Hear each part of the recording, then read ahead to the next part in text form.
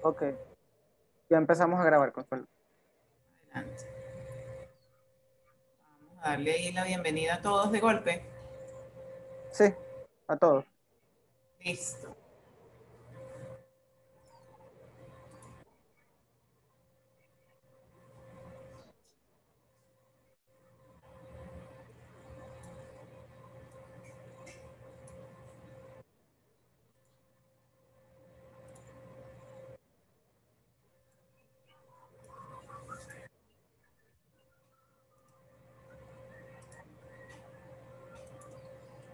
Listo. Ok. Muy buenas tardes para todos. Ya estamos dando paso a los invitados. Vamos a tener un poquito de paciencia.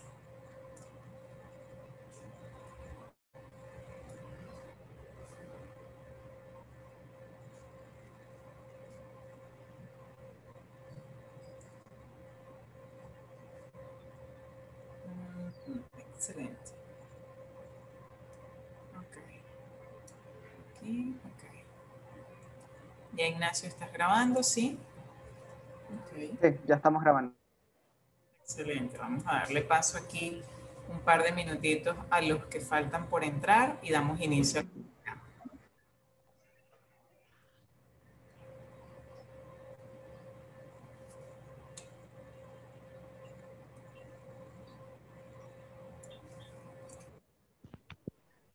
Ya están por aquí, muy bien. Eso es.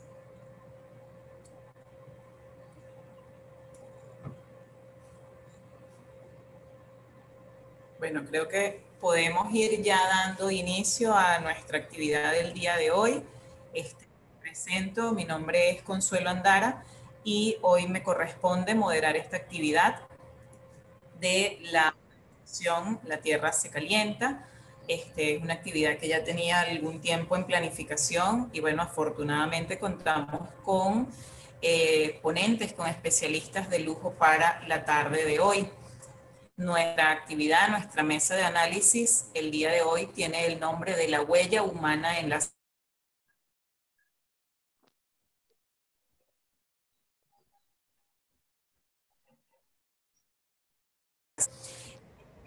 Vamos a dar unas palabras de bienvenida de el fundador de La Tierra se Calienta, director de La Tierra se Calienta, Ignacio Armas.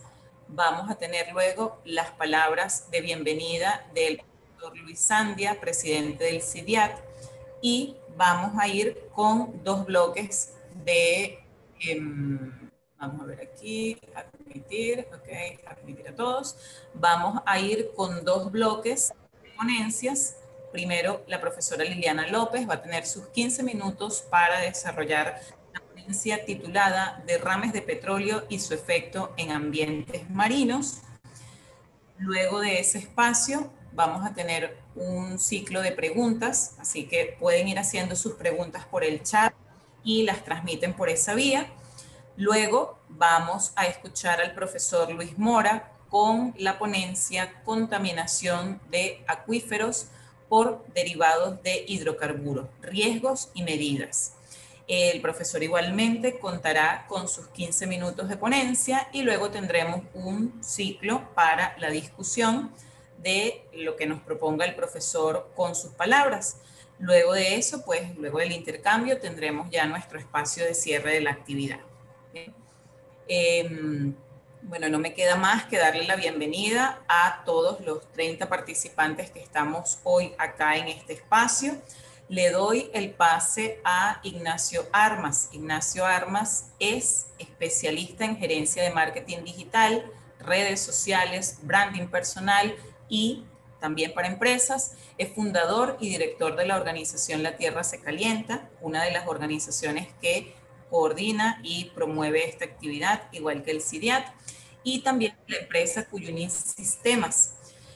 Durante muchos años ya se ha dedicado a promover eventos relacionados con temas ambientales y la intención de estudiar, de conocer un poco más sobre este problema de la huella humana bueno, sin duda alguna está en boga y estoy seguro que va a ser de mucha productividad para todos los asistentes. Ignacio, bienvenido. Tienes la palabra para dar tu espacio de bienvenida. Adelante. Y bueno, estamos aquí. Esperamos que todo salga bien el día de hoy. Y bueno, bienvenidos nuevamente a todos. Muchas gracias, Consuelo. Buenas tardes. En La Tierra se calienta estamos muy contentos por la gran concurrencia en este evento. Gracias a todos y a cada uno de ustedes por su interés en participar en esta mesa de discusión que hemos organizado sobre un tema tan importante como es el agua. El agua es un elemento natural fundamental para la existencia de los ecosistemas naturales y sociales. Sin ella, no es posible gozar de salud ni bienestar. Tampoco sería posible el desarrollo y crecimiento económico y social. Es un componente esencial para la regulación del clima y su disponibilidad. Resulta particularmente vulnerable al cambio climático. Según muchos estudios, se advierte que los próximos años serán terribles. Los problemas que viviremos por la reducción de las reservas de agua limpias y potables, cuyo origen depende de múltiples causas, creando crisis sanitaria, política, social, económica y cultural. Hoy abordaremos dos de esas causas. El 97.5% del agua en la Tierra es agua salada y el 2.75% es agua dulce. En las aguas de los océanos se alojan miles de especies diferentes y son un gran banco de alimentos para ellos mismos, las aves y para el ser humano, entre otros. Pero además son los reguladores del clima en el planeta, pues la cantidad de vapor que ésta genera se transforman en nubes que terminarán en lluvia y otras precipitaciones sobre la Tierra, convirtiéndose en agua dulce, vital líquida para todos los seres vivos. De acuerdo a las investigaciones realizadas, es sumamente preocupante todo lo que podría suceder en caso de escasear el agua. Y por esa razón, es importante hacer llegar a la población el conocimiento necesario que generen acciones de conservación y cuidado, donde todos participemos desde cada uno de nuestros ámbitos en acción. Es esta la razón para organizar y convocar a este tipo de eventos que contribuyen a iniciar cualquier tipo de actividad dirigida a la preservación de las aguas. Antes de comenzar la mesa de discusión, quiero agradecer al CIDIAT de la Universidad de los Andes, a la profesora Liliana López, al profesor Luis Mora, al profesor Luis Sandia y a Consuelo Andara por sus valiosos aportes para la realización de este evento. Sin ellos no hubiera sido posible. Culmino mis palabras leyendo este hermoso poema de Mario Benetti. La del grifo, la mineral, la tónica, la del río, la dulce, la salada, la del arroyo, la del mar, la regia, la de las cataratas, la del pozo, la de la lluvia, la del aguanieve, la de las fuentes, o la del rocío, la del diluvio, o la de las cascadas. Todo el agua del mundo es una abuela que nos cuenta naufragios y fragatas, que nos moja la sed y da permiso para seguir viviendo otro semestre. Muchas gracias y espero que disfruten este evento. Muchísimas gracias, Ignacio. Gracias por tus palabras, gracias por las palabras de bienvenida. Y bueno, le doy paso al profesor Luis Sandia para que igualmente se presente y nos dé la bienvenida a este importante espacio de encuentro, espacio de discusión.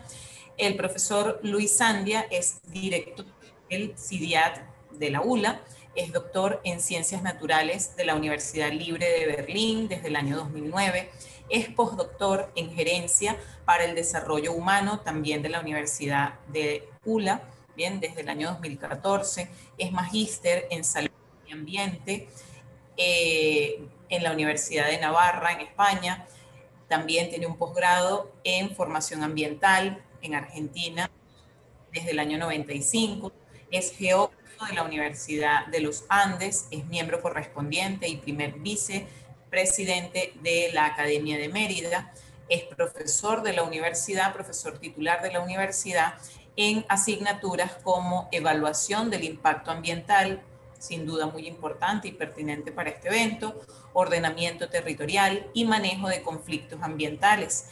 Pues desde la academia ha sido invitado como profesor a instituciones, universidades nacionales e internacionales y cuenta con un buen número de publicaciones. Bienvenido, profesor Luis Sandia, tiene la palabra y bueno, esperamos por su bienvenida. Muchísimas gracias, Consuelo. Gracias, Ignacio, por la gentil invitación y un saludo muy cordial a todos los asistentes a este encuentro de esta tarde para hablar de un tema de fundamental importancia, el agua. El agua y la huella y el impacto que está dejando la humanidad, que está dejando el hombre a través del desarrollo de sus actividades en un recurso fundamental, necesario, un recurso vital, no solamente para el sostenimiento de la humanidad como tal, para calmar la sed y la demanda que tenemos como seres humanos del uso, sino un elemento fundamental para el mantenimiento de la existencia de los ecosistemas naturales. Y el agua ha sido precisamente el eje fundamental del tema en el cual a lo largo de 56 años se ha venido trabajando en el CIDIAT, el instituto que me honra en presidir, en dirigir.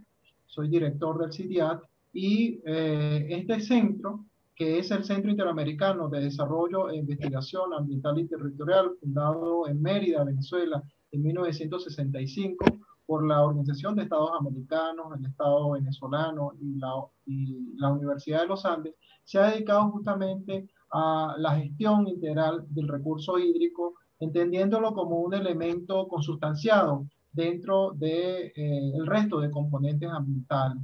No solamente analizando y observando su comportamiento físico y su manejo desde el punto de vista de la ingeniería, sino incluso entendiendo la importancia de un manejo integral del agua, comprendiendo que para garantizar la permanencia de este recurso es necesario incluso tener los estudios, conocimientos y la incorporación de los aspectos sociales, de la idiosincrasia, de la cultura.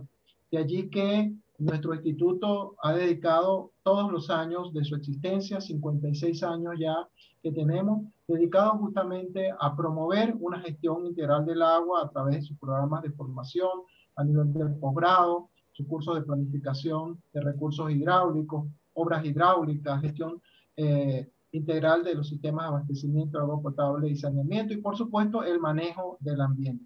En efecto, como lo decía Ignacio, el agua es un recurso escaso, especialmente el agua dulce, a pesar de que el agua es el recurso quizás mayoritario de nuestro sistema planetario porque gran parte de la superficie, digamos, de la Tierra está compuesta por agua, pero el agua disponible para el consumo humano es sumamente escasa.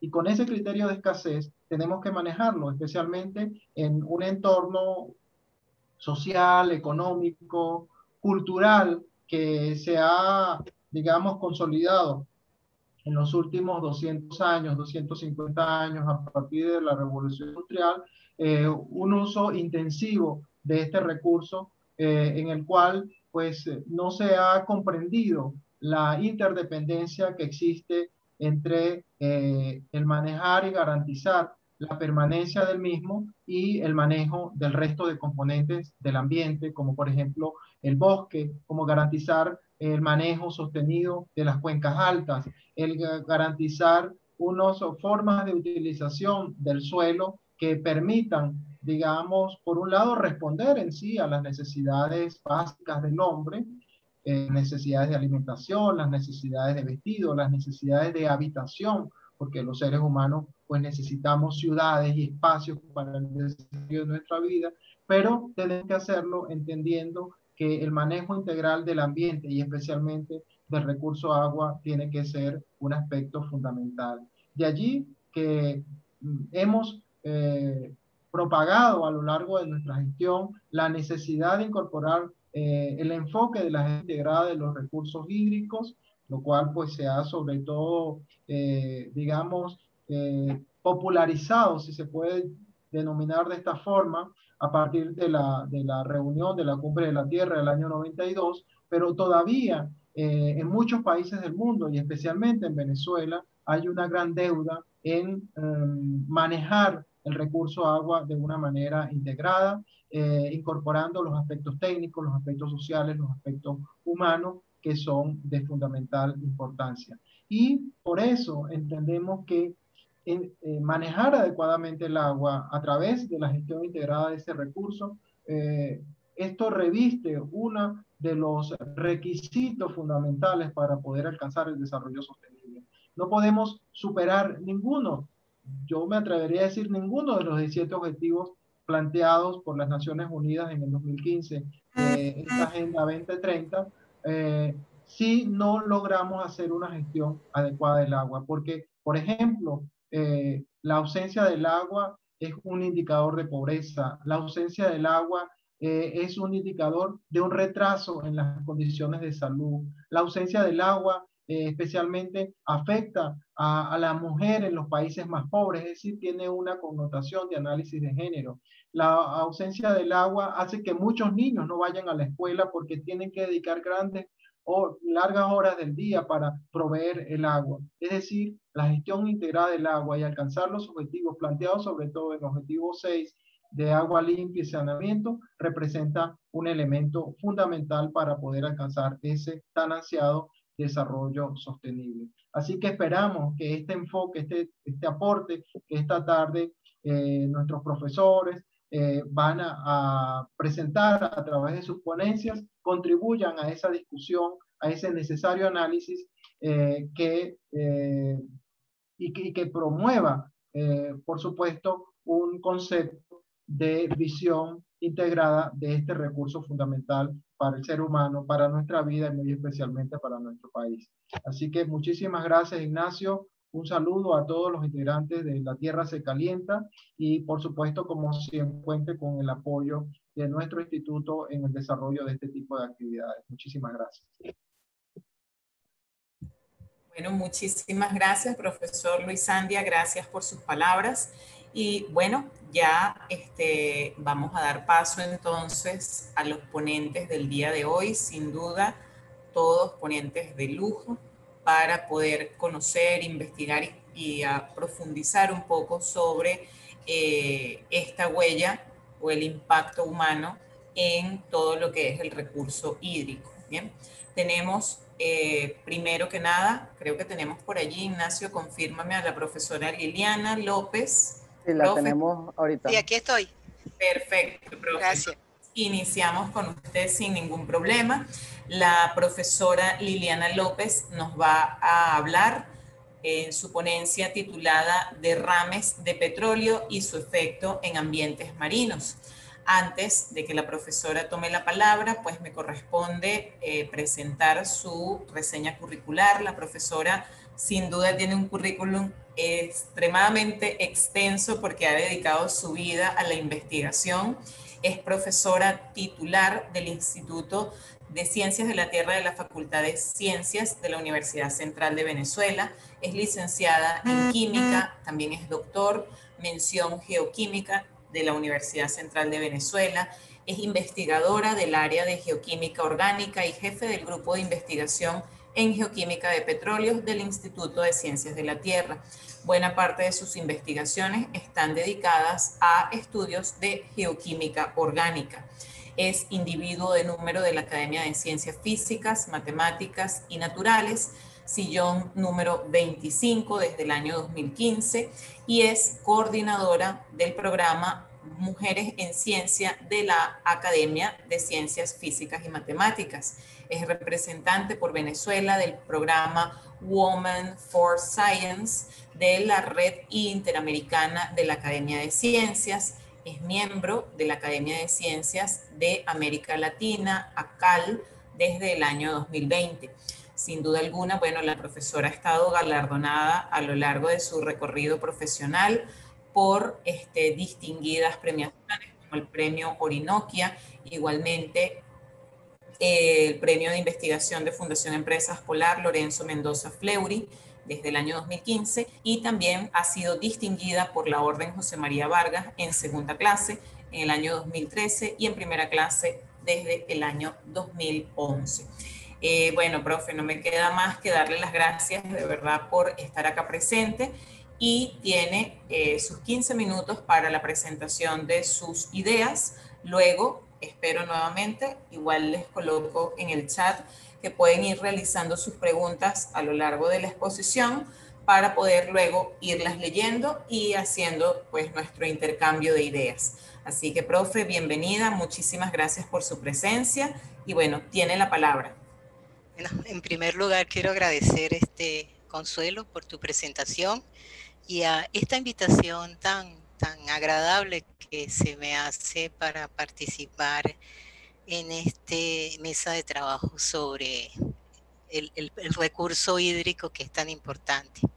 Si bien mi área de trabajo es más hacia la geoquímica del petróleo en exploración y producción, siempre he tenido parte de mi corazón en la línea ambiental porque sé que esto en lo que he investigado durante muchos años el petróleo es una fuente de contaminación muy grave para tanto los suelos como sedimentos como las aguas. Entonces voy a compartir mi presentación.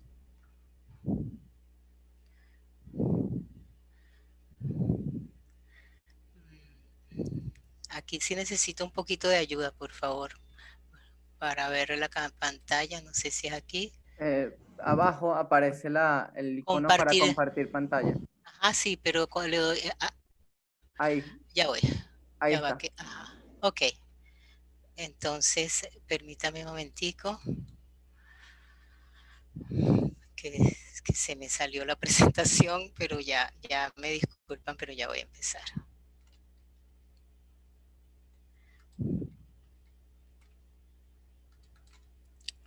Por favor, me informan si ya están viendo mi presentación. Todavía no, profe, pero ya debe estar cargándose, no se preocupe. Ok, ahora sí. Todavía no se ve, pero ya está cargando. Está ya bien. Va. Eso es, vamos a ver, vamos a Yo creo que seleccionó la pantalla que no era, de vez de la de... Ok. Profesor, ¿Puede decirle nuevamente? O sea, compartir pantalla, ya la vi, ahora sí la vi. Va a tomar la primera. Exactamente. Ahora sí. Excelente. Es que se me había... Ok, ahora sí, comencemos. Bueno, en esta invitación que me hizo Ignacio sobre el trabajo de la huella humana de las aguas, bueno, yo decidí tomar un tema relacionado a las aguas y específicamente a los derrames de petróleo y su efecto en los ambientes marinos. Y si bien estamos trabajando con el recurso hídrico, no podemos dejar de pensar que estos contaminantes que pueden ser vertidos a las aguas también van a llegar a los sedimentos, y cuando los derrames de hidrocarburos son en ambientes terrestres, vamos a tener esta contaminación en los suelos. Entonces son sistemas que a la hora de contaminación por hidrocarburos no podemos separar. Entonces, yo quise empezar en la presentación hablando un poco sobre nosotros como país petrolero tenemos un alto porcentaje de probabilidades de tener derrames de hidrocarburos. Esto solamente se puede mitigar cuando se tiene una buena política de mantenimiento de los sistemas para evitar este tipo de accidentes. Pero cuando lamentablemente ocurren, vamos a tener una de las primeras preguntas que debemos hacernos: ¿qué es lo que estamos derramando al sistema natural? ¿Okay?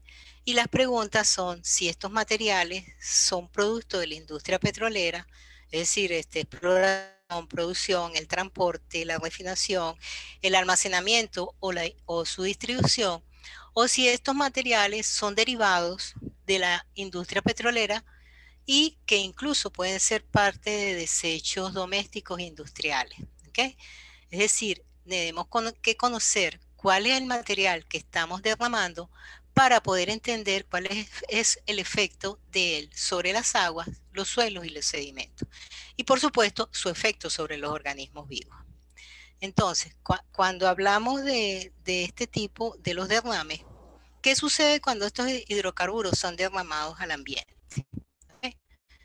Lo primero que tenemos que ver es que dependiendo de la fuente de los hidrocarburos, ellos van a tener un destino y su efecto va a ser diferente sobre los distintos geóferas que conforman la corteza terrestre, ¿ok? O sea, sobre los suelos, sedimentos o la parte de agua. Y las preguntas que hay que hacerse en función de lo que vimos en la lámina anterior es si esto corresponde a una mezcla de producción de la industria de petrolera, es decir, son lo que se llama el petróleo crudo, o sea, el material que todavía, si bien fue extraído de un pozo, no ha sido refinado, o son productos de refinación de la industria, o el tercer caso son algunos derivados del petróleo. Es necesario conocer los compuestos que están presentes porque dependiendo de estos compuestos tenemos las alertas de cómo van a afectar el sistema. Yo, por ejemplo, le traigo aquí uno de los contaminantes más grandes que llega a través de la industria petrolera, que son los hidrocarburos aromáticos policíclicos. Son compuestos prácticamente recalcitrantes, que no son biodegradables y que pueden entrar hasta las cadenas alimenticias de los organismos marinos. Entonces, el hecho de que estos componentes de la industria petrolera lleguen a los ambientes y no sean biodegradados ni meteorizados, nos está dando una alerta que son los primeros componentes que deben conocerse en el ambiente natural. Es decir, cuál es la fuente. Y en la fuente, como por ejemplo le traigo los hidrocarburos aromáticos policíclicos, hay que considerar un grupo de compuestos que son sumamente dañinos para los organismos vivos. Bien. El punto que tenemos que considerar, ¿cuál es la composición de estos componentes? Una vez que nosotros conozcamos estos componentes que están llegando al ambiente natural, vamos a saber cuál es el contenido de las fracciones más resistentes a la meteorización, cuáles son meteorizadas en el ambiente y cuáles son los compuestos biodegradables, porque no es lo mismo incluso biodegradar el petróleo crudo, que tiene una serie de componentes orgánicos específicos, a los productos de refinación que van a tener otra composición química. Entonces es necesario saber qué cayó, vamos a decirlo así, o qué se derramó al sistema, ya sea agua, suelos y sedimentos, para poder entender hacia dónde van esos contaminantes. Bien. El tercer punto que tenemos que considerar cuando estamos hablando de la fuente y su efecto en los ambientes es cómo estos alteran al ambiente, es decir, cómo alteran a las aguas, a los sedimentos, incluso a los organismos. Desde una vez que nosotros vertimos los hidrocarburos en el ambiente, estos van a ir a los sedimentos o a los suelos y van a ser soterrados, específicamente en el caso que nosotros estamos estudiando de sedimentos de ambiente marino. O sea, mucho de este material va a llegar a las costas y va a quedar derramado, como lo hemos visto en muchas imágenes sobre las costas. Sin embargo, hay parte de ese material que va a ir al fondo marino. Y eso va a ocurrir dependiendo del tipo de material que estamos agregando y cómo esté alterado. Y por otra parte, bueno, muchos componentes van a ser disueltos en el agua y otros van a ser ingeridos por organismos y van a entrar a la cadena trófica. ¿Okay?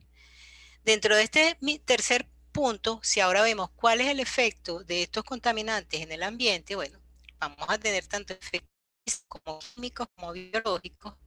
En el caso de las aguas, por supuesto, la interacción, en que no podemos olvidar que los ambientes naturales tienen compuestos orgánicos y le estamos agregando compuestos orgánicos producto de los derrames.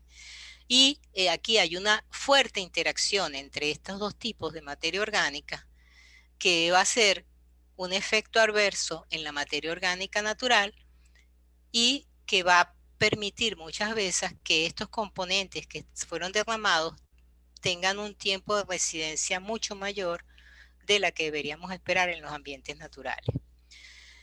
Cambios químicos, bueno, cambios químicos puede ser que oxidemos mucho de estos compuestos, pero estamos liberando una cantidad de carbono orgánico de los sedimentos por oxidación, lo que significa que estamos incrementando el contenido de CO2 y esto también está incrementando los problemas de cambio climático. Esto ocurre sobre todo esto hay que estudiarlo muy bien en la zona de los manglares, donde mucho de ese carbono orgánico natural que está en los sedimentos se va a combinar con el producto de los derrames y va a ser oxidado y vamos a tener gases de efecto invernadero que en la atmósfera. Y la formación de complejos organominerales y con algunos elementos metálicos que puede ser también perjudicial para los organismos vivos. Y en la parte biológica, bueno, por supuesto, muerte de muchos microorganismos, sobre todo si estos hidrocarburos quedan en superficie, impidiendo problemas de fotosíntesis en lo que es la zona fótica de los microorganismos fotosintéticos o la entrada a la cadena trófica ya para organismos más desarrollados. Por otra parte, cuando lo vemos en sedimentos, del suelo, de los sedimentos, hay muertes de especies, interacciones entre los minerales y los hidrocarburos derramados, hay procesos de sorción y todo esto va haciendo que su alteración sea más difícil en el tiempo y igualmente la interacción con los compuestos orgánicos naturales de los suelos y en los sedimentos.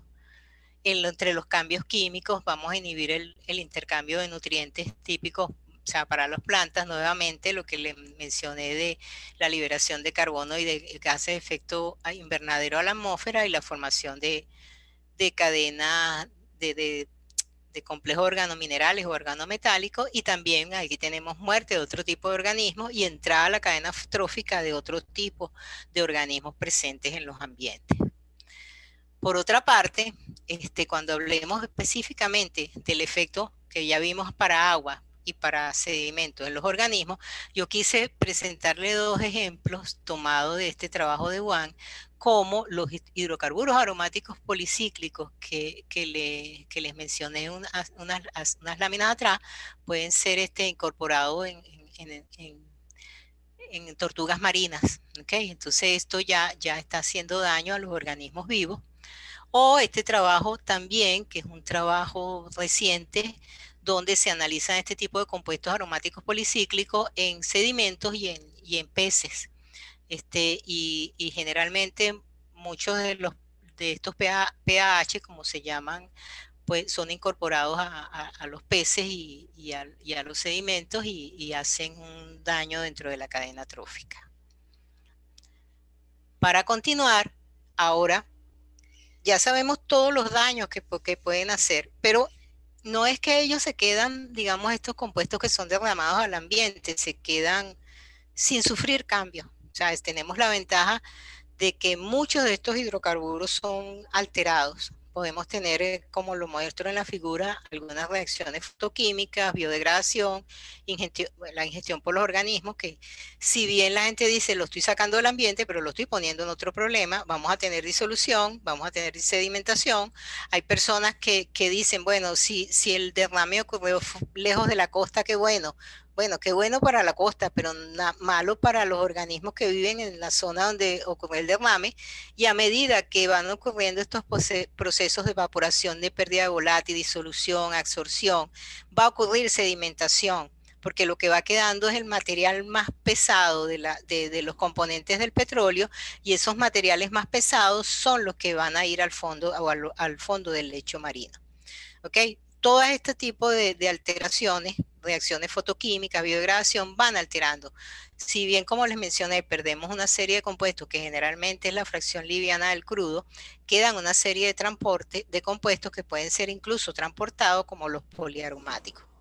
Entonces, si bien estamos alterándolos, también van a seguir haciendo daño una parte de ellos. O sea, generalmente se toma mucho en cuenta la fracción liviana del crudo, pero no la fracción pesada, o si tenemos crudos pesados, extrapesados, como tenemos en el país, o sea, no es lo mismo el derrame de un crudo pesado y extrapesado que un crudo liviano y su efecto sobre el ambiente. ¿Okay? Igualmente, si tenemos ese derrame que llegó a los sedimentos. Bueno, vamos a tener que va a ser tomado por las raíces de las plantas, vamos a tener volatilización, escorrentía, reacciones fotoquímicas, absorción por la fase orgánica o la fase inorgánica y lixiviación a las aguas subterráneas. ¿Okay? Entonces, este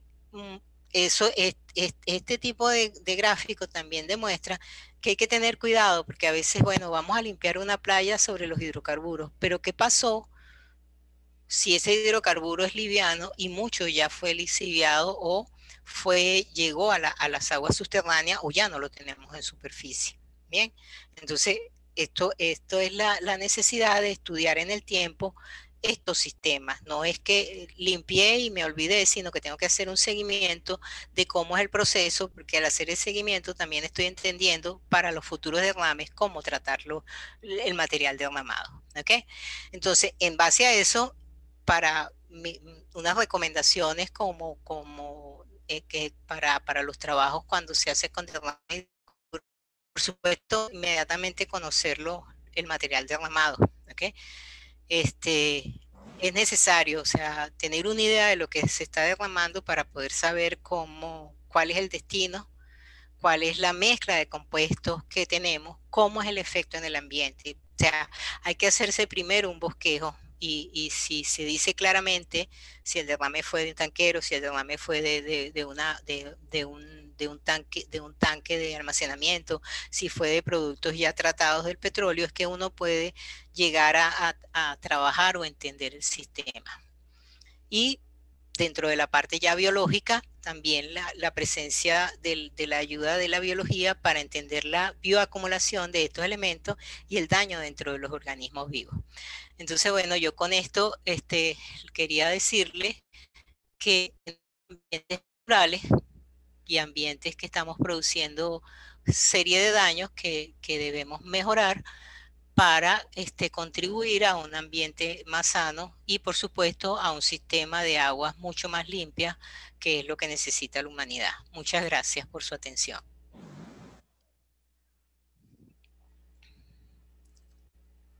Excelente, profe, muchísimas gracias. Muchísimas gracias, de verdad. Excelente la presentación. Usted puede dejar de compartir la presentación. Ajá, no sé qué les parece. A ver, Ignacio, profesora, tengo por acá una pregunta. Bueno, y aprovecho también de comentar un poco los agradecimientos, las buenas tardes. El señor Gabriel Roldán nos da la bienvenida, las buenas tardes al evento. Anaira Mir Rosario también, pues da el saludo.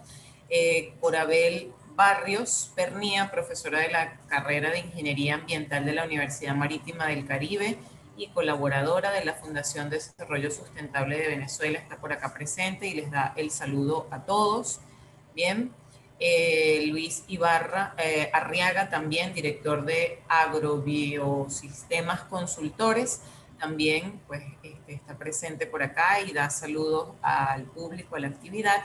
Y tenemos una pregunta por acá igual Germán Uzcategui, da las gracias por la presentación, profesora, por la concisa pero clara presentación.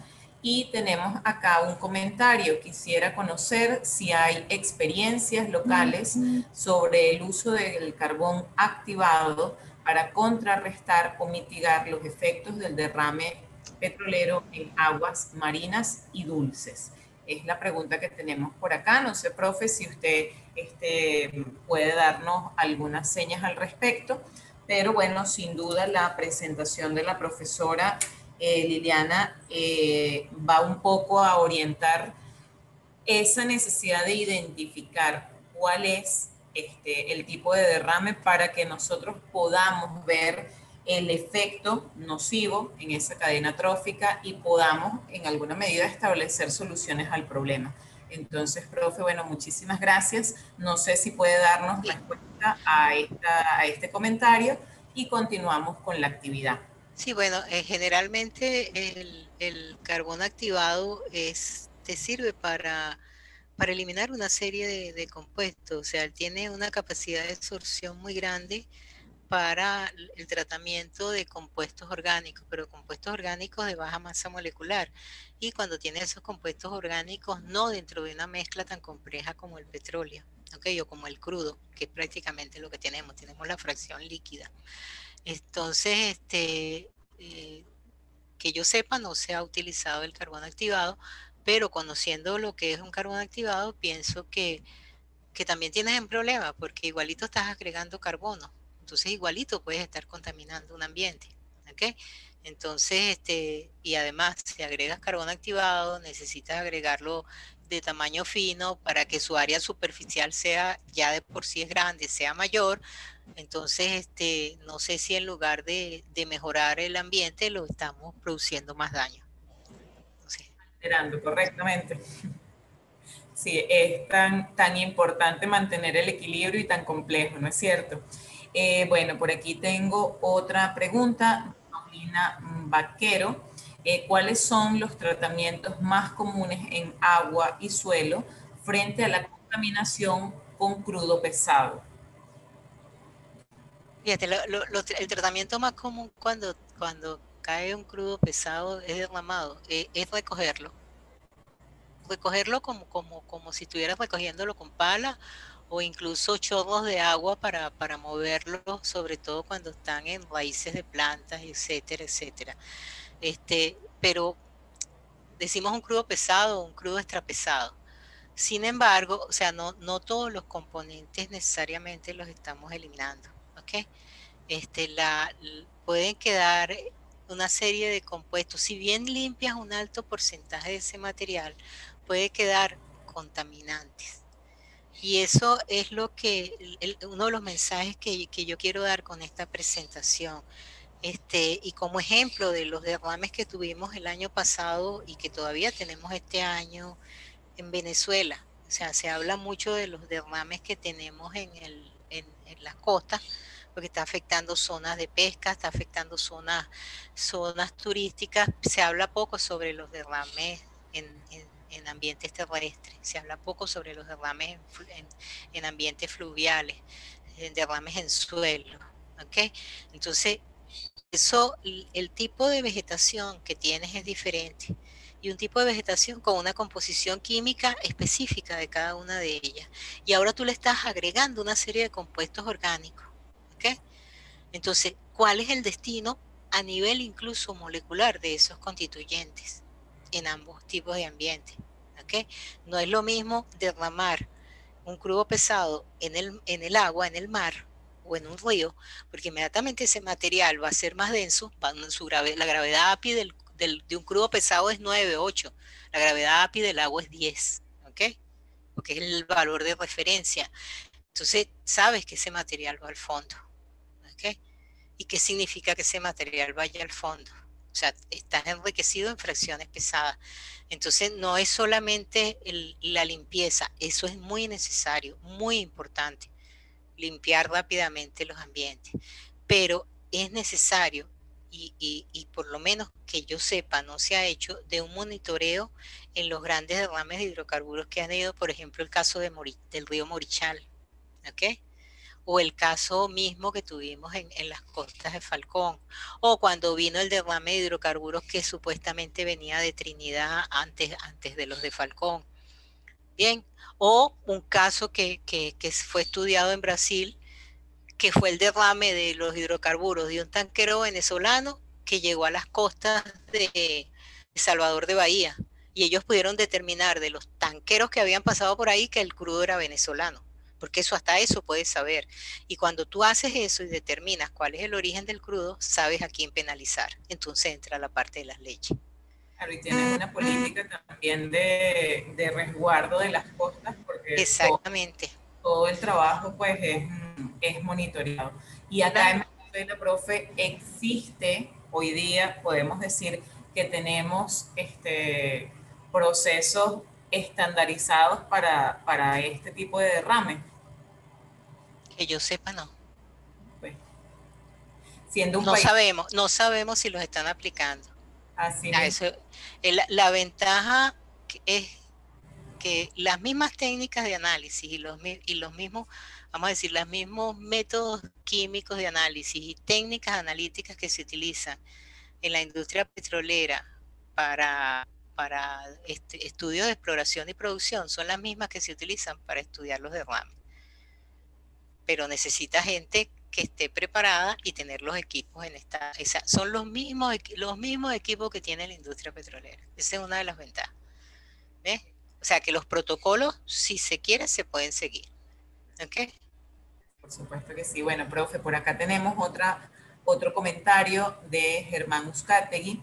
¿Conocen ustedes los varios derrames de petróleo en el río Guarapiche, fuente de agua de Maturín? ¿Cuál ha sido el impacto de esos derrames a mediano plazo? ¿Usted cree que el tratamiento de esos derrames ha sido correcto para una fuente de agua potable? Yo creo que no. Yo creo que o sea, yo podría decir yo creo que no. Y hoy estoy diciendo yo creo que no en función de que yo no sé si se hicieron los análisis en función del tiempo de cómo fueron saliendo los hidrocarburos desde que ocurrió ese derrame. ¿Okay? Porque ese no fue un derrame que, bueno, llegó una cantidad de crudo pequeña y la cantidad de crudo se dispersó en el agua. Eso fue un derrame grande, muy grande, donde prácticamente había que recoger el crudo con las palas, porque era una cantidad apreciable de hidrocarburos. No fue tan pequeño. Y allí hay otra cosa que se debe estudiar, es cuántos hidrocarburos quedan en el suelo. Pero cuando analizamos hidrocarburos en el suelo, la cuestión se nos complica porque tenemos los hidrocarburos naturales del suelo y los hidrocarburos de contaminación. Entonces tenemos que ir a técnicas a nivel molecular como cromatografía de gases o cromatografía acoplado a masas para poder identificar esos compuestos orgánicos. O sea, prácticamente estudiar los derrames es una línea de investigación. Es una línea de investigación como para formar muchas personas en esa área, como existieron generaciones formadas, porque requiere de verdad un estudio detallado para entender el destino de los contaminantes, y entender en parte el destino de estos contaminantes nos ayuda a entender lo que pueda pasar en otro momento. Bueno, ligo este comentario que hace con lo que nos expone por aquí Luis Arriaga. Él pues pregunta, consulta si existen experiencias locales para mitigar algunos derrames de hidrocarburos con fibra de algodón. Que yo sepa, no lo sé. Bueno, es una posibilidad para seguir investigando. Sí, pero no lo sé. O sea, yo no lo he visto, por lo menos no. Claro. Bueno, igual si alguno de ustedes desea hacer una pregunta tomando el micrófono, con mucho gusto lo podemos hacer. Si no hay más comentarios por el momento, podemos dar paso a la ponencia del profesor Luis Mora. Okay. Igualmente, pues si hay algún otro comentario que se vaya desarrollando durante la ponencia, igual estamos por aquí atentos a sus comentarios. Igual, si desean tomar la palabra, pues simplemente levanten la mano y a través de esa modalidad les damos paso. Bien. Bueno, el profesor Luis Mora nos va a hablar el día de hoy. Muchísimas gracias, profe Liliana, gracias de verdad por su aporte. Gracias a ustedes. Continúo entonces con el título de la ponencia del profesor Luis Mora, Contaminación de acuíferos por derivados de hidrocarburos, riesgo y medidas. Bien.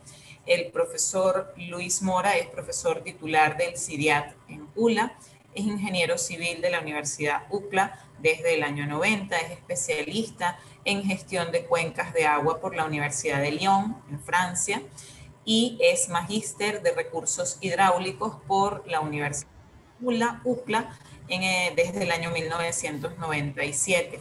Es doctor en ciencias aplicadas por la ULA, es director del programa de posgrado en gestión de sistemas de abastecimiento, tratamiento y recolección de aguas desde el año 2004 hasta el presente. Es coordinador de investigación del CIDIAT, coordinador del Diplomado en Gestión de Sistemas de Abastecimiento de Agua, coordinador del Comité Científico nivel del primero y segundo Simposio Venezolano de Recursos Hídricos,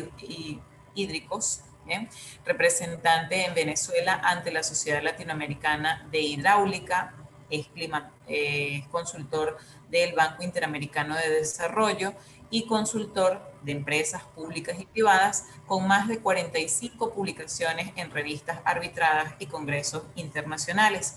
Profesor Luis Mora, bienvenido a este encuentro para conversar un poco sobre pues esta huella humana en las aguas.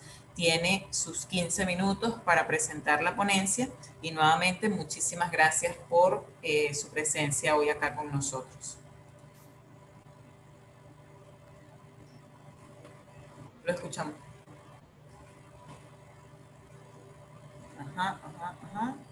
Saludos, mi nombre es Luis Eduardo Mora Mora, profesor titular del CIDIA de la Universidad de los Andes, y tengo el placer de compartir con ustedes el tema contaminación de acuíferos por derivados de hidrocarburos, riesgos y medidas.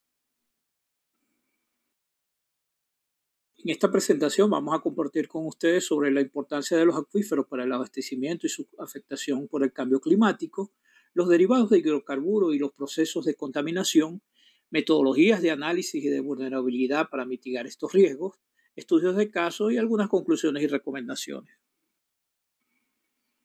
Pues bien, hablemos un poquito del ciclo hidrológico y cómo el cambio climático afecta los procesos para los acuíferos. El cambio climático implica un aumento en la temperatura y incide en una mayor evaporación e intensidades de lluvia. Estas intensidades mayores aumentarán la producción de sedimentos, pero disminuirán a la vez la infiltración, entre otras causas, lo cual incide en una menor recarga en los acuíferos. Esto va a ser muy importante porque los acuíferos se van a ver mermados en su recarga. Ahora bien, las aguas subterráneas en el mundo en general forman el 30% del agua dulce disponible en todo el planeta. Esto es bien interesante. Sin embargo, este recurso, aunque es muy importante, digamos, para tener resiliencia ante el cambio climático, puede verse afectado por diferentes fuentes de contaminación. Estas fuentes pueden afectar entonces la calidad de agua del agua para consumo. Entonces, esto es lo que tenemos que evitar. Ahora bien, estas fuentes de contaminación efectivamente son diversas y vamos a ver alguna simulación, pequeña simulación en 2D de cómo este proceso de contaminación puede llegar hasta las fuentes hasta las captaciones de aguas subterráneas. Vamos a ver que eso no es un proceso rápido, en este caso es un proceso lento, donde va llegando esas fuentes de contaminación poco a poco, van llegando hacia los obras de toma, ¿ok?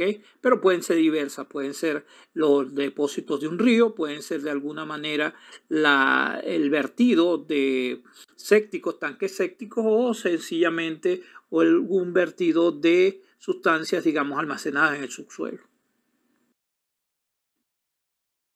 Veamos pues de este mismo software IGW prácticamente dos componentes que caracterizan los hidrocarburos, los vertidos de hidrocarburos. El NAPOL y los DINAPOL. El NAPOL son los light, DINAPOL son los densos, más densos que el agua. Aquí estamos viendo cómo los procesos en los DINAPOL están en el fondo del acuífero y en los NAPOL están en la zona, digamos, de contacto están flotando sobre el agua. Esto es interesantísimo porque las gasolinas y todos los hidrocarburos, digamos, pueden comportarse de esta manera, pero algunos vertidos de industrias y de alguna manera de refinerías pueden llegar hasta lo profundo de los acuíferos y llegando prácticamente a rocas de formación. Los procesos, por supuesto, son más lentos, pero importantísimos también.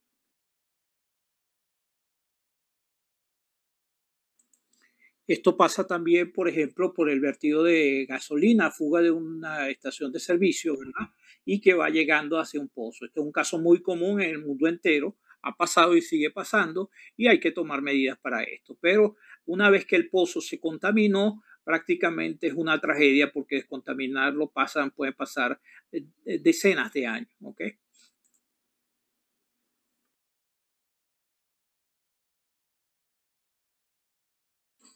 Igualmente, esta amenaza la vamos a tener en toda la cadena de producción petrolera, desde los campos de producción hasta el proceso final.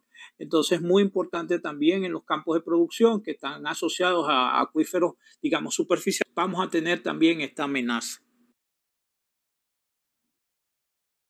Ahora bien, para el caso particular de vertidos de gasolina, los del NAPOL van a tener diferentes fases. Vamos a tener una fase que es gaseosa y vamos a tener una zona que en la zona, digamos, no saturada del suelo, zona badosa, van a tener un comportamiento. Vamos a tener una zona que es la zona capilar, donde se va creando una especie de panqueca de este vertido y vamos a tener el suelo y la parte que va a estar en la zona propiamente saturada del suelo. Cada uno va a tener un comportamiento específico y una alteración y una interacción con el medio también muy específica.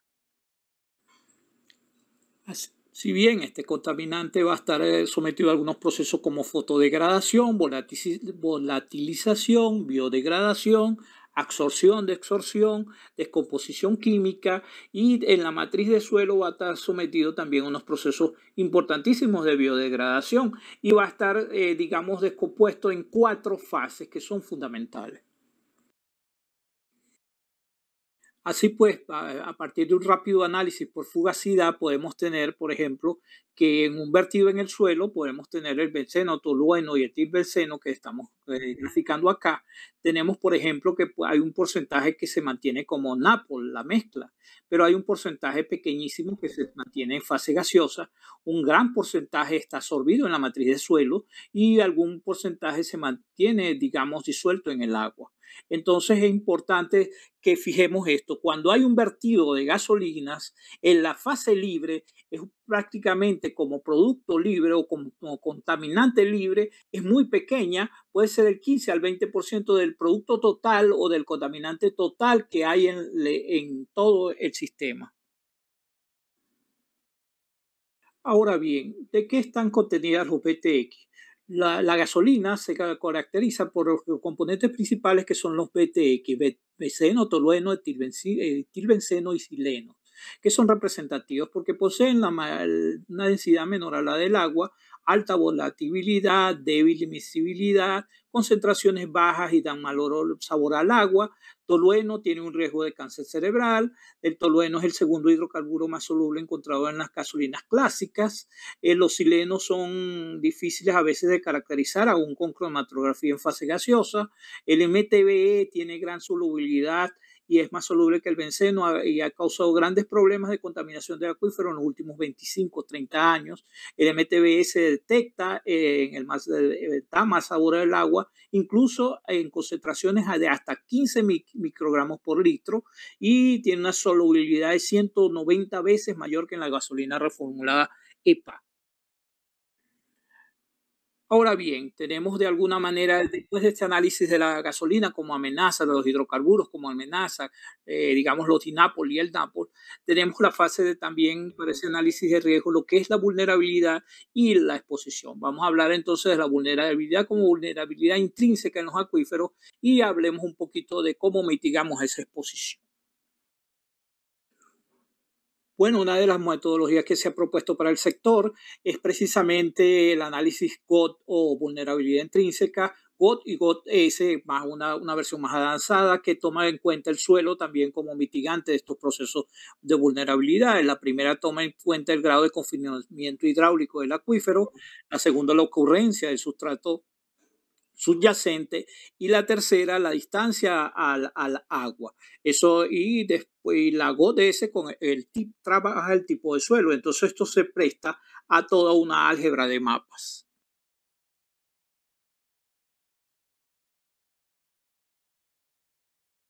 Hablemos también de otro tipo de metodología que es la metodología drástica y sus variantes. Cabe decir que en estos últimos años se han producido muchas variantes a esta metodología, pero que buscan siempre mejorar el análisis de vulnerabilidad. Toma en cuenta la profundidad del agua, la recarga que puede tener el acuífero, digamos el tipo de acuífero como tal, el tipo de suelo que puede mitigar también los procesos, ¿verdad? La pendiente del terreno que puede ayudar a drenar más rápido, más poco, poco, ¿verdad? La profundidad de esa zona no saturada, las características hidráulicas, todo para llegar al final a un mapa, digamos, de zonas de alta vulnerabilidad del acuífero como tal. Ahora bien, ¿cómo mitigamos el riesgo? Limitando la exposición, estableciendo zonas de protección de los pozos de explotación para agua subterránea. ¿Ok? Podemos tener una zona operacional de pozo, una zona a 20 metros del pozo, una zona de inspección sanitaria, digamos, a 200 metros, una zona de área de protección bacteriológica que generalmente oscila en los 50 días y unas zonas de protección a mediano y largo plazo que puede ser 10 años y hasta 25 años. Pues bien, hablemos de dos casos de estudio. El primer caso de estudio es la zona digamos, está situada en el acuífero del Vigía, estado Mérida. Aquí tenemos un acuífero muy rico en agua subterránea que puede dar agua para toda la población del Vigía. De este acuífero, por supuesto, se hace una caracterización geológica, digamos, y morfológica, y podemos tener de alguna manera unas capas bien diferenciadas. Y tenemos la zona de explotación de pozos. En este acuífero fue motivo de una investigación profunda en el cual hicimos una nueva conceptualización como acuífero semiconfinado y determinamos que al menos habría una recarga mínima en el acuífero profundo de unos 250 litros por segundo. Este acuífero lo calibramos, como se ve ahí, digamos, con una metodología estricta y fíjense nuestra calibración con base a las observaciones que teníamos en algunos pozos.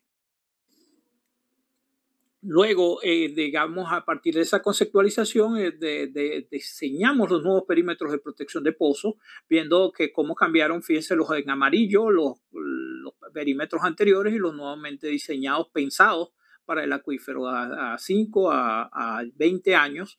Y fíjense que también tocan estos perímetros una zona nueva, que es la nueva vía que va a enlazar el Mérida con el Vigía, nuevo puente, y que es una zona de alto riesgo para el acuífero y para esa zona de captación de pozos. Esto es lo que hay que evitar y de alguna manera normar para que no se produzcan eventos lamentables.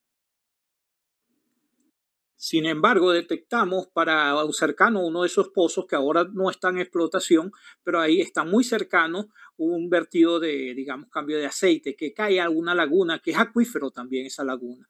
Resulta que ahí hay fenoles. El aceite, el olor a aceite quemado, digamos, es un olor a fenol. Entonces tenemos una caracterización de fenoles que pueden afectar severamente al acuífero. Bueno, precisamente hicimos la simulación del movimiento pasivo de esa pluma de contaminación de fenoles mediante un modelo como Visual Cardinal, Visual AM, y también lo cual también se puede hacer con modelos muy conocidos como Visual Flow.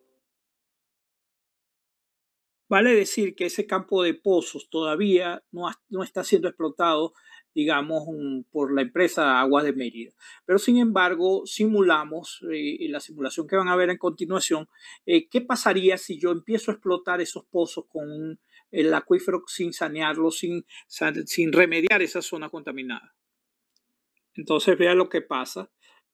Esa nube de acuífero, fíjense, en un momento determinado se expande y fíjense la expansión de esa pluma de fenoles en toda el área de explotación de los pozos.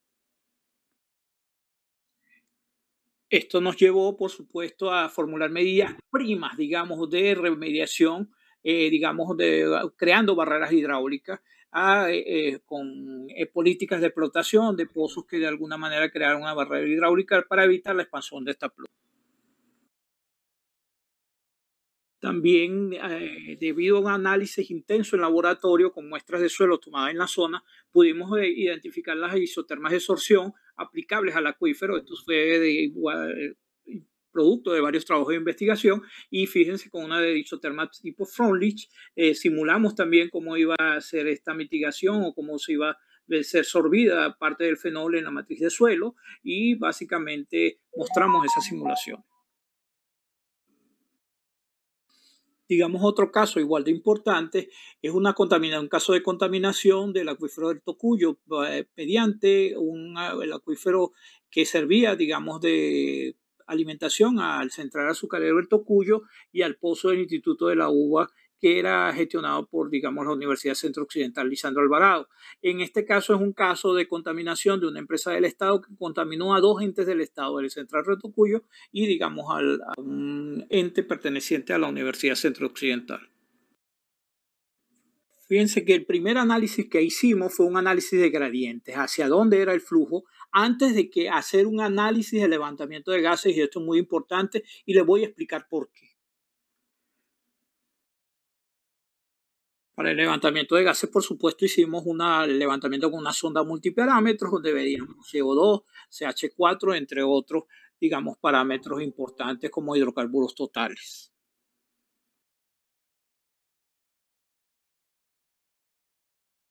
Resulta que hicimos algunos muestreos, digamos, y nos dimos cuenta que precisamente las zonas donde daban las mayores concentraciones de gases, no encontrábamos de alguna manera zonas de mayores, digamos, espesores de plumas contaminantes. Esto es muy importante porque a veces decimos que las concentraciones de gases la correlacionamos directamente con la expansión de la pluma, y eso no es necesariamente así, sobre todo cuando los acuíferos tienen un comportamiento, digamos, con lentes de arcilla intercalados.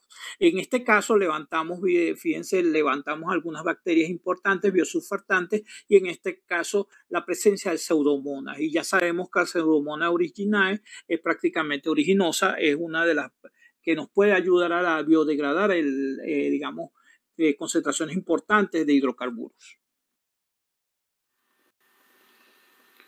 Pues bien, esa presencia de intensa actividad bacteriana que produce prácticamente biosurfactantes para nosotros es una señal interesante para sondeos eléctricos verticales, porque nos da una mínima, digamos, resistividad eléctrica. Entonces, precisamente lo que nos apoyamos entonces en delimitación de la pluma de contaminación con sondeos eléctricos verticales por ese fenómeno de la presencia de biosurfactantes. Logramos pues delimitar esa pluma de contaminación de, digamos, de hidrocarburo, en este caso gasolina, y de alguna manera también logramos delimitar el efecto de un pozo que no paró su explotación, que era el pozo del Central Río Tocuyo. Este constituyó como una barrera hidráulica, como la ven ahí, como una zona de captura de la pluma de contaminación para que no se moviese hacia la zona del Río Tocuyo. Esto nos llevó precisamente a plantear, a formular algunas medidas de remediación hidráulica, y cual les presento unos esquemitas que, digamos, clásicos que se formulan para este aspecto, donde hay bombas que distinguen entre lo que es, digamos, hidrocarburo y lo que es agua, y se puede de alguna manera automatizar este proceso. Bueno, para, digamos, no extenderme mucho, como conclusión podemos decir que los acuíferos se ven afectados por el cambio climático, aumentando su vulnerabilidad intrínseca ante eventos contaminantes por hidrocarburos. ¿Por qué? Porque disminuimos en ellos la recarga, y esto es importante.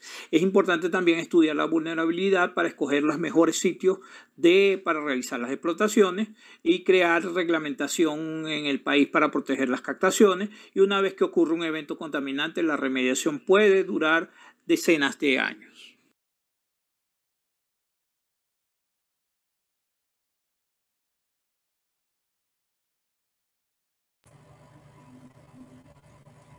Así es. Muchísimas gracias, profe Luis Mora. Bueno, el profe nos grabó la presentación para evitar cualquier problema técnico, ¿bien? Pero lo tenemos siempre aquí. Ocurre. Sí, que siempre puede ocurrir, sin duda alguna, pero lo tenemos acá, profe, tiene la palabra si quiere decirnos algo más. Y bueno, sin duda alguna es muy importante, aunque es una ponencia de corte mucho más técnico, que quizás si no uno es muy especializado, quizás no puede manejar algunos términos, pero sin duda me queda que tenemos muy buenos profesionales en Venezuela que tienen la capacidad y la formación académica para poder atender este tipo de situaciones y poder planificar de forma más ordenada nuestra explotación petrolera, por una parte, profesora Liliana, y también pues atender estos espacios acuíferos y cómo poderlos resguardar, cómo poder atender situaciones en caso de contingencia, ¿no? Bueno, le doy la palabra, profe, no sé si quiere comentarnos algo más y estoy atenta acá. Pues, le dan las gracias por la ponencia, profe, agradecidísimos por acá en el chat. Le doy la palabra y bueno, podemos comenzar a conversar. Bueno, bueno, hay tips que en realidad por los 15 minutos pues fuimos muy rápido, ¿no? Pero lo primero es cuando estamos caracterizando. A mí me preocupa mucho que tenemos algunas normativas en el país para caracterizar un sitio contaminado por hidrocarburos, gasolinas, BTX de una vez. Entonces empezamos con técnicas de levantamiento de gases. A veces el levantamiento de gases no tiene absolutamente nada que ver con el desarrollo de la pluma de contaminación, sino que los gases van por donde pueden salir. Eso es la primera experiencia que tengo como reflexión profunda, digamos. Vamos a revisar un poquito ese tipo de metodologías de levantamiento que tenemos en fase 1, que se llama, está eso normado por la industria petrolera, pero nos damos cuenta que epa, aquí está pasando otra cosa. Y eso a veces lleva hasta juicios. Yo he estado en cositas de estas y es complicado, ¿no? Lo primero. Lo segundo es que definitivamente cuando contaminas un pozo, ya el pozo hay que hacerle la cruz, porque básicamente los procesos son tan costosos. En algún tiempo estuvimos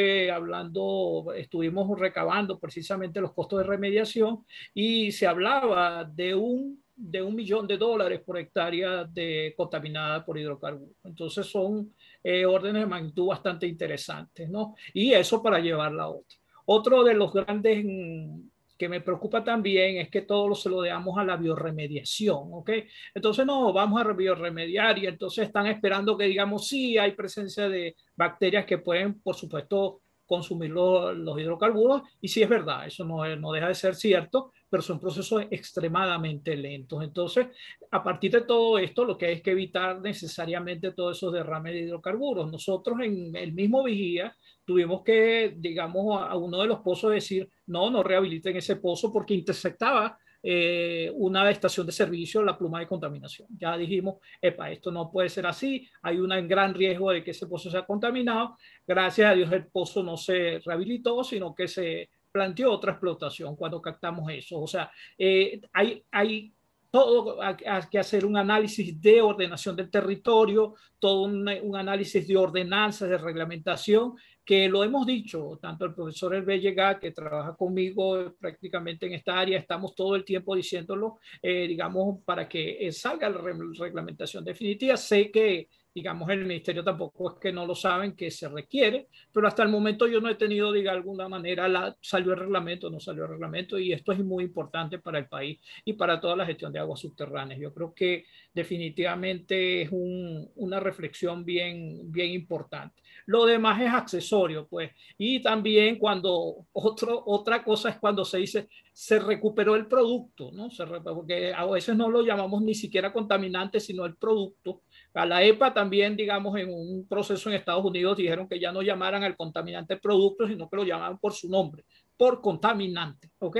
Entonces, básicamente, a veces se dice que se recupera tantos barriles de gasolina, los recuperamos, resulta que puedes haber recuperado solo el 80 o el 70, perdón, el 20 o el 30%. El 70 o el 80% está ahí, todavía en el acuífero, en las diferentes fases, como vimos. Por un análisis de fugacidad muy sencillo, uno ve cómo se reparten las diferentes fases, los diferentes componentes de una mezcla de hidrocarburos, y eso sin hacer muchas hipótesis elaboradas, ¿no?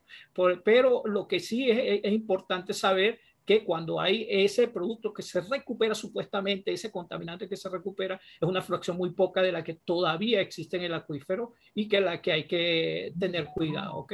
Entonces, hay muchas cosas que podemos sacar como de reflexión, pero definitivamente todo es la prevención para mitigar ese riesgo, esa exposición que haya de los ambientes acuíferos, y tenemos muchos ambientes, digamos, en el Vigía. Nosotros nos preocupa precisamente porque la gente no se da cuenta, pero estos acuíferos que son tan ricos, tan poderosos, están siendo contaminados por actividades que todavía no hay una conciencia. No es que no hemos dicho esto lo hemos comentado incluso a las mismas empresas, y bueno, todavía hay otras prioridades, pero se sigue contaminando el acuífero. Esas plumas se están todavía moviendo libremente y contaminando todo hectáreas y hectáreas de acuíferos que después va a ser complicado. Entonces, digamos, estamos dañando, y los acuíferos en este caso, precisamente los vemos con muy buenos ojos como entes para que nos ayuden a ser resilientes a esos cambios bruscos climáticos. Pero ¿cuál es la reflexión más profunda también? Que el acuífero, la recarga es uno de los efectos que tenemos importantes que nos ayudan a mitigar esos procesos de contaminación, pero si la recarga disminuye, también vamos a tener problemas con que el acuífero tenga una capacidad lenta, que es autodepuradora, pero va a ser más lenta todavía. O sea que ahí tenemos también unos efectos que hay que observar con esto del cambio climático. Claro que sí. Yo no quisiera extenderme porque esto es apasionante, ¿no? Lo que pasa es que es tan importante conocer desde la historia para que nosotros nos ubiquemos y podamos también tener en cuenta cuáles son esos espacios de producción petrolera que hay en el país, porque, bueno, quizás no todo el mundo sabe que por lo menos la Petrolia del Táchira fue uno de los primeros pozos petroleros que hubo en Venezuela, y la zona andina pues también tiene esta producción, pues, ¿no? Normalmente estamos acostumbrados solamente a Maracaibo y la costa, pues, ¿no? Pero eso es un factor muy importante, sin duda alguna. La prevención es indiscutiblemente la vía para poder evitar estos procesos de contaminación de agua y esta huella humana que estamos dejando a lo largo del tiempo para futuras generaciones, que si no hacemos algo hoy día, pues bueno, quizás en algunos años no va a poder ser reversible, ¿no? Esos costos de remediación, sin duda, bueno, desde el capital, la producción económica, a veces no son tomados en cuenta de forma prioritaria, pero cómo son necesarios para poder proteger el planeta, ¿no? Por aquí, bueno, profe, tengo muchísimos agradecimientos, felicitaciones para ambos. De Corabel Barrios, María Isabel Rojas también, muchas gracias por la presentación, profe. Por acá tengo otra pregunta. Tenemos un estimado de la cantidad de acuíferos en Venezuela contaminados con este tipo de componentes, es una pregunta. Por acá tenemos igualmente felicitaciones de Jennifer Santaella. Y bueno, si quiere podemos conversar sobre eso y continuamos, profe. Okay. Mira, no, que yo conozco un inventario exhaustivo, no lo conozco, pero sí te doy algunas referencias. INTEVEP hizo hace algunos años un análisis de todas las estaciones de servicio del país, y no, esto tampoco es secreto sumarial, y porque los resultados tampoco se revelaron, ¿no? Lo que sí reveló INTEVEP fue que en ese tiempo después, digamos, actualizaron todas las estaciones de servicio del país, ¿ok? Y bueno, cuentan algunos, y yo aquí tenía una estación de servicio donde el tanque, el subterráneo, que los movían a medianoche, cuando nadie sabía, prácticamente muchas de esas estaciones de servicio están filtrando, y hay mucho pasivo también de estaciones de servicio en el país, y hay mucho pasivo en todos los acuíferos del país, ¿ok? De toda la historia de explotación petrolera, quizá son pasivos ambientales importantes, pero que yo conozca un inventario exhaustivo, si lo hay, es un secreto de Estado, ¿ok? Porque básicamente hay también otras connotaciones de otro tipo, ley penal del ambiente, todo esto, y entonces, bueno, pero no deja de ser inquietante, sobre todo aquellos acuíferos que tienen muy buena vocación tanto para agricultura como para agua potable. Digamos, es importante, digamos, hacer todo un buen análisis de cuál es su estado en función al levantamiento de calidad de agua. Sabemos que acuíferos se han contaminado por noticias del periódico, en Maracaibo, en Barinas tenemos unos casos de pozos contaminados precisamente también por estaciones de servicio, pero son noticias, digamos, que ya son públicas, y eso es lo que hemos tenido a lo largo del país. Pero como tal, no tengo, al menos yo no manejo esa data. Bueno, muchísimas gracias, profe. Igual les reitero la posibilidad de levantar la mano si desean hacer algún comentario. Levantan la mano y con mucho gusto le abrimos el micrófono. Igualmente por acá, profe, tiene agradecimientos también a los promotores de esta actividad, a los ponentes que hoy se han presentado. Luis Arriaga da las gracias por esta actividad. Por acá María Ramírez nos pregunta cuáles son los acuíferos más contaminados, cuáles son los más prioritarios en cuanto a atención por esta situación de contaminación, pues, ¿no? También tenemos otro comentario de Fernando de Carli. Excelente, Luis. Una pregunta. ¿Han realizado alguna evaluación de la contaminación en el acuífero de La Victoria en el estado Aragua? Entonces podemos ir con esas dos preguntas y continuamos, profe. Ok. Bueno, en realidad la pregunta de los acuíferos más contaminados, aquellos que tengan aquellos más vulnerables, en realidad, aquellos que tengan precisamente en esas, digamos, análisis de vulnerabilidad tenemos un componente que es importante, la profundidad del nivel freático. Eso es básicamente un componente muy importante en todas las metodologías, ¿verdad? Y aquellos que tienen poca capacidad de renovación, aquellos acuíferos que son superficiales, son formaciones, digamos, que tengan, digamos, con la combinación de estos parámetros le den mayor posibilidad de ser contaminados. Esos son los que vamos a tener mayor problema. En La Victoria no hemos hecho análisis, al menos yo no tengo información de nuevos análisis que hayamos hecho en esa zona. Sé que en Valencia estuve, digamos, de manera tangencial en un problema del metro de Valencia, que una estación de servicio contaminó el área de donde iba a pasar el metro, y estuve de alguna manera tangencialmente relacionado a un proceso como esto, pero es muy común, digamos, las filtraciones de estaciones de servicio. No solo en el país, en el mundo entero, vamos a estar claros. La EPA hizo un análisis importante en los años 70-80 para, digamos, dar normativas nuevas, incluso de cómo deberían ser los tanques de doble fondo y todo esto, pero hay mucho pasivo, digamos, y que se ha estado moviendo y todo esto. Y bueno, no queda más que, digamos, plantear medidas muy sencillas, digamos, para monitorear estaciones de servicio. Medidas donde tú puedas de alguna manera hacer levantamientos de gases sistemáticos, tener pozos de inspección sistemáticas para poder ayudar a detectar si hay, digamos, este tipo de fenómenos. Sé que PDVSA ha hecho en sus unidades ambientales, ha hecho esfuerzos, ¿no? Pero básicamente, digamos, todos esos reportes son, digamos, secretos de la misma industria petrolera. Alguna información, por supuesto, yo he estado en otros casos de contaminación que son secretos submariales, porque han sido problemas submariales, de hecho, porque una de las cosas aquí no es tanto, como decíamos, no es tanto que se contaminó, a veces no sabemos quién contaminó en realidad, y entonces hay que hacer toda una especie de forénsica ambiental, y hemos estado en casos como estos que en realidad son importantes. Por eso le decía que a veces no solo un esquema clásico de levantamiento cuando estos problemas se dan hay que hacerlo, sino que hay que tener un pool de herramientas para poder determinar exactamente cómo es que ha pasado el fenómeno para establecer, digamos, responsabilidad.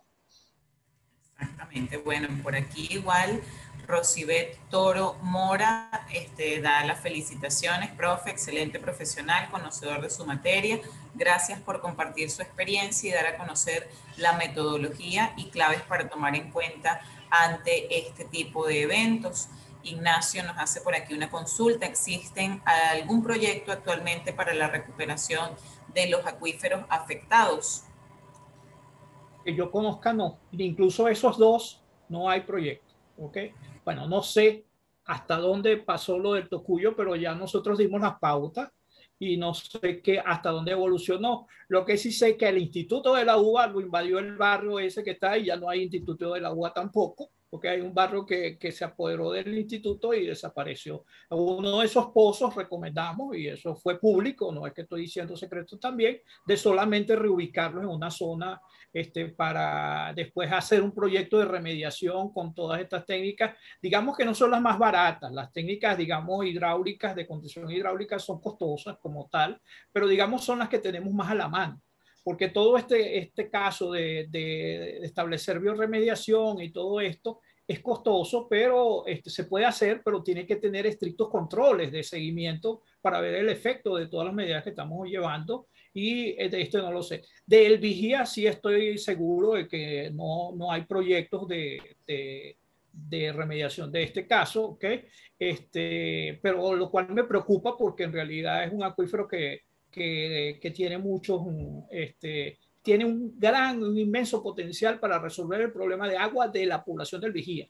No se necesitan tomas superficiales, sino hacer una buena gestión del acuífero. Con eso prácticamente solucionamos gran parte de los problemas que tiene de provisión de agua potable esta población. ¿Okay? Ahora también uno hablaría de electricidad, de la huella de carbono que tienen los pozos y todo esto, pero todo el mundo está montado precisamente en generar con energías limpias todos estos consumos energéticos, y ahora tenemos pozos que prácticamente pueden, con solo energía eléctrica, bueno, por supuesto, explotaciones pequeñas, pero podemos, digamos, mitigar esa huella de carbono que tenemos. O sea que todavía el agua subterránea como tal es importantísima y es un recurso que debemos proteger porque básicamente nos da es un gran tanque que tenemos, digamos, disponible, que cuando hay sequías y hay, digamos, todas estas alejas ambientales debido al cambio climático, nos van a ayudar digamos, a mitigar esos efectos y hacernos más resilientes como sistema. ¿Okay? Claro que sí, claro que sí. Profe Liliana, ¿está por allí? No sé si tiene algún comentario que darnos también al respecto, porque bueno, la idea es que podamos conversar, debatir ahorita en este espacio. Tiene el micrófono si desea participar ahorita en este momento, profe. Sí, un poco con lo que decía el profesor Luis. O sea, yo veo que hay muchos trabajos sobre la idea, la parte de remediación y la parte de buscar cuáles son los hidrocarburos que fueron derramados. Pero muchas veces esas medidas de los hidrocarburos están cayendo entre medir los hidrocarburos naturales del suelo o del sedimento o con los hidrocarburos que son producto de contaminación. No tenemos una idea clara de qué proviene de contaminación y de qué proviene de sección de benceno, tolueno, que por supuesto sabemos que son productos contaminantes. Y tampoco tenemos una idea clara de cuáles son las leyes que se están aplicando ahorita. No, si bien las leyes existen, no creo que se estén aplicando en la medida necesaria para poder mitigar este tipo de derrames, ni planes de contingencia que existan para rápidamente solucionar un problema de derrames de hidrocarburos. ¿Ven? Entonces, en ese aspecto, sí, mi mensaje es el hecho de seguir estudiando. O sea, hay que hacer un trabajo muy a largo plazo, no esperar que lleguen derrame, agarramos los hidrocarburos, los estudiamos, etcétera, etcétera, sino a largo plazo, cómo todos esos hidrocarburos, ya sean de un crudo liviano, sean de un crudo pesado, o sean estos productos de derivados de la industria, que en este caso serían los provenientes de las plantas o de las bombas de gasolina, poder entender, además de eso tan bonito que presentó el profesor de cómo es su transporte, poder entender cuáles son los cambios que ocurren en esos compuestos. ¿Okay? Porque no todos son biodegradables. O sea, no es lo mismo biodegradar cadenas alifáticas que compuestos aromáticos, no es lo mismo biodegradar compuestos ramificados, y bueno, cuando se hace ya la separación de los hidrocarburos y la refinación, la composición cambia completamente. Muchos hidrocarburos que no son los que generalmente las bacterias biodegradan en los sistemas naturales. ¿Okay? Gracias, profe. Bueno, igualmente por acá Germán Uzcategui da saludos a los ponentes del día de hoy, a los profesores del CIDIAT. Siempre me impresionan por su profesionalidad y paciencia en seguir adelante a pesar de todos los inconvenientes que han tenido en los últimos años. El CIDIAT será por ustedes un semillero de la generación que le corresponderá sacar a flote el sector agua en los próximos años. Sin duda alguna, pues es una felicitación y bueno, buenos augurios para el CIDIAT. Por acá Luis Antonio Caballero hace felicitaciones a los promotores y expositores por el tema, por la propuesta del día de hoy. Igualmente, pues hay otras felicitaciones para los organizadores y expositores. Y bueno, con esto no sé si alguno de los presentes desea tomar la palabra. Ignacio, no sé si quieres tomar la palabra, o el profesor Sandia, para, bueno, darnos sus apreciaciones. Alguno de los ponentes, pues estamos aquí abiertos para escucharlos. Todavía tenemos unos minutitos para dar cierre a la actividad, entonces, bueno, está abierto el micrófono para ustedes.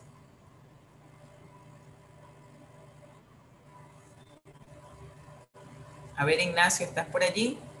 Sí, estoy aquí. Bueno, profesor, en verdad, súper interesante estos temas, súper agradecidos de verdad por estar aquí y compartir estos temas tan importantes, ¿no? Porque el agua para nosotros es vida, es sociedad, es economía, o sea, es fuente de vida. Y sin el agua no podemos hacer prácticamente nada, ¿no? Además, creo que sin el agua no existiríamos, más que con el oxígeno, el agua es principal para darle vida a todo lo que nos rodea. Entonces, bueno, le doy la palabra al profesor Luis Sandy a ver si quiere comentar algo. Adelante, profe. Bueno, no, nada, solamente agradecerte nuevamente, Ignacio, agradecer y felicitar a La Tierra Se Calienta, agradecerle las palabras tan bonitas que acaba de pronunciar Consuelo para nosotros en el CIDIAT. Muchísimas gracias, las recibimos con mucho gusto. Y por supuesto, agradecerle a los profesores, por la profesora Liliana, el profesor Luis Mora, por estas interesantísimas presentaciones en las cuales nos hablan de su trabajo y cómo desde dos universidades venezolanas se sigue haciendo tanto por este país, a pesar, como tú lo decías, de tanta arbitrariedad, de tantas dificultades que estamos atravesando. Sin embargo, nos mantiene el ánimo, el entusiasmo y las ganas de dar todo lo mejor por este hermoso y gran país que es Venezuela. Así que agradecerles a todos y esperarlos, como siempre, para una próxima oportunidad, porque con seguridad habrán muchas nuevas oportunidades. Así que gracias y adelante.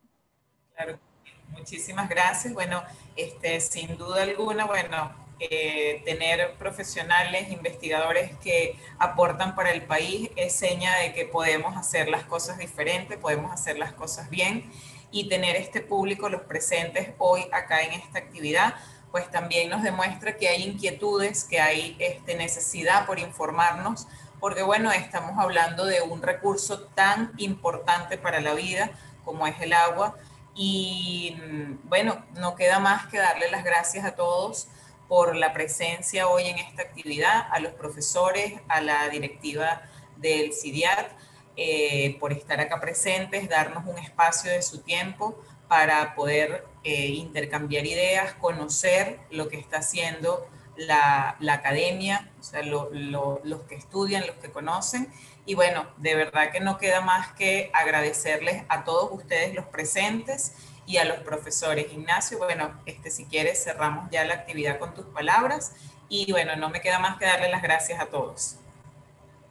Bueno, vamos a hacer entonces el cierre y quiero darle muchísimas gracias al CIDIAT nuevamente, a la profesora Liliana, al profesor Luis Mora, al profesor Luis Sandia, a Consuelo por estar aquí presente, y esperamos contar con ustedes en nuevas oportunidades y nuevos proyectos que podamos hacer en conjunto por la naturaleza, por nuestro país y por el beneficio de todos en común.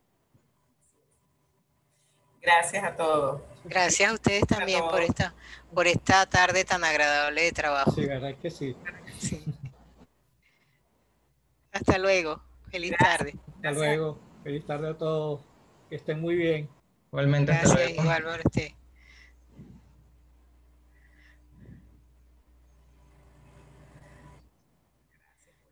Chao, muchachos.